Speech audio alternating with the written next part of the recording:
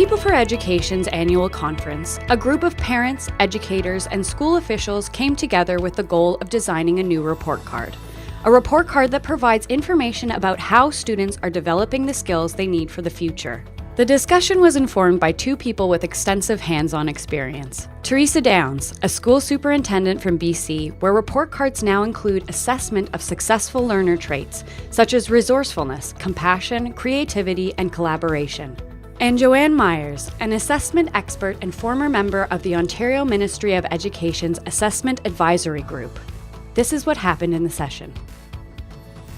The way that the session was designed was for us to have an opportunity to have an interview with two people who have been working very closely with the issues around reporting and measuring progress for students in school boards, one from British Columbia and one from Ontario. And then there was an opportunity for the audience to ask some deeper questions of the experts and to clarify some of those issues.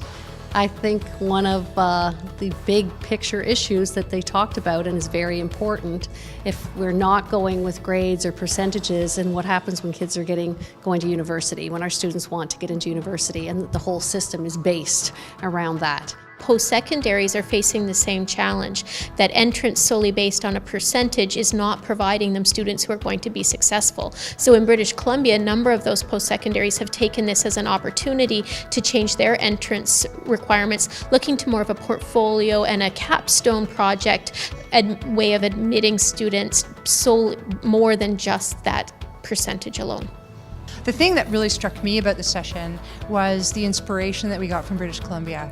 And having real artifacts in the room and letting people really work through those things. I think if we would have done anything differently, and the way we kind of just changed in the moment, people obviously needed to do some sense making around the materials that you brought, Teresa, which were terrific.